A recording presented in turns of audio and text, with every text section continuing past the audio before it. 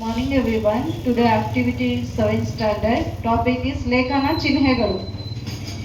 ಎಲ್ಲರಿಗೂ ನಮಸ್ಕಾರ. ನನ್ನ ಹೆಸರು ರೇಣುಶ್ರೀ. ನಾನು 7ನೇ ತರಗತಿಯಲ್ಲಿ ಓದುತ್ತಿದ್ದೇನೆ. ನನ್ನ ಚಟುವಟಿಕೆ ಲೇಖನ ಚಿಹ್ನೆಗಳು. ನಾವು ಬರೆದ ವಿಚಾರಗಳು ಸ್ಪಷ್ಟವಾಗಿ ಅರ್ಥವಾಗಲಿ ಎಂದು ಅಲ್ಲಲ್ಲಿ ಉಪಯೋಗಿಸುವ ಚಿಹ್ನೆಗಳಿಗೆ ಲೇಖನ ಚಿಹ್ನೆ ಎಂದು ಕರೆಯುತ್ತಾರೆ. ಮೊದಲನೇದಾದ ಪೂರ್ಣ ವಿರಾಮನ ವಾಕ್ಯದ ಕೊನೆಯನ್ನು ಸೂಚಿಸಲು ಬಳಸುವ ಚಿಹ್ನೆ. ಉದಾಹರಣೆ, ನನ್ನ ಊರು.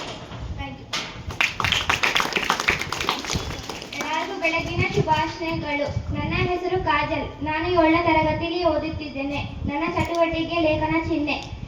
ಅಲ್ಪ ವಿರಾಮ ಚಿಹ್ನೆ. ಸಂಬೋಧನೆಯ ಮುಂದೆ ಹಾಗೂ ಕರ್ತೃ ಕರ್ಮ ಕ್ರಿಯಾಪದಗಳಿಗೆ ಬೇರೆ ಬೇರೆ ವಿಶೇಷಣ ಬಂದಾಗ ಕೊನೆಯ ವಿಶೇಷಣ ಬಿಟ್ಟು ಉಳಿದವು ಮುಂದೆ ಅಲ್ಪ ವಿರಾಮ ಬಳಸಬೇಕು. ಉದಾಹರಣೆಗೆ, ರಟ್ಟು, ಪೆನ್ಸಿಲ್, ಪೇಪರ್. ಎಲ್ಲರಿಗೂ ಬೆಳಗಿನ ಶುಭೋದಯಗಳು. ನನ್ನ ಹೆಸರು ಖುಷಿ. ನಾನು 7ನೇ ತರಗತಿಯಲ್ಲಿ ಓದುತ್ತಿದ್ದೇನೆ. ನನ್ನ ಶಾಲೆಯ ಹೆಸರು ಸೋಫಿಯಾ ಆಂಗ್ಲ ಶಾಲೆ. ಅರ್ಧ ವಿರಾಮ ಚಿಹ್ನೆ.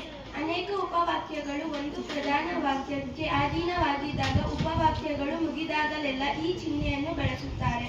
ಉದಾಹರಣೆಗೆ, ತಾವು ಕಡಿಮೆ ಮಾತನಾಡಿದ್ದೀರಿ, ಹೆಚ್ಚು ಕೆಲಸ ಮಾಡಿದ್ದೀರಿ. Thank you.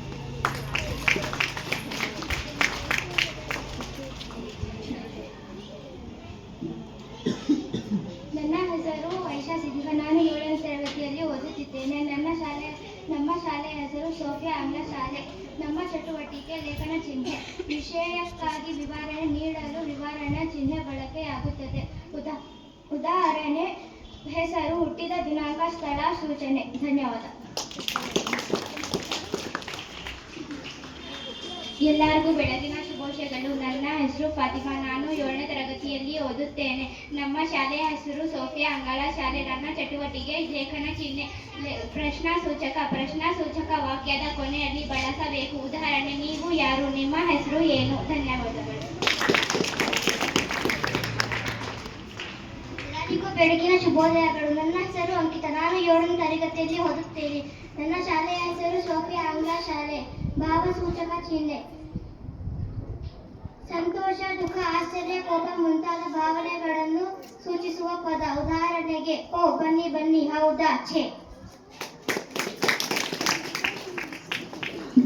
ಬೆಳಗಿನ ಶುಭೋದಯಗಳು. ನನ್ನ ಹೆಸರು ಸಹ್ಯದ್ ಅನ್ವರ್. ನಾನು 7ನೇ ತರಗತಿ ಓದುತ್ತಿದ್ದೇನೆ. ನನ್ನ ಶಾಲೆಯ ಹೆಸರು ಸೋಫಿಯಾ ಆಂಗ್ಲ ಶಾಲೆ. ನನ್ನ ಚಟುವಟಿಕೆ ಹೆಸರು ಉಲ್ಲೇಖನ ಚಿಹ್ನೆ, ಉದ್ಧರಣ ಚಿಹ್ನೆ. ಒಬ್ಬರು ಹೇಳಿದ ಮಾತನ್ನೇ ಯಥಾವತ್ತಾಗಿ ಬರೆಯುವಾಗ ಈ ಚಿಹ್ನೆಯನ್ನು ಬಳಸುತ್ತಾರೆ.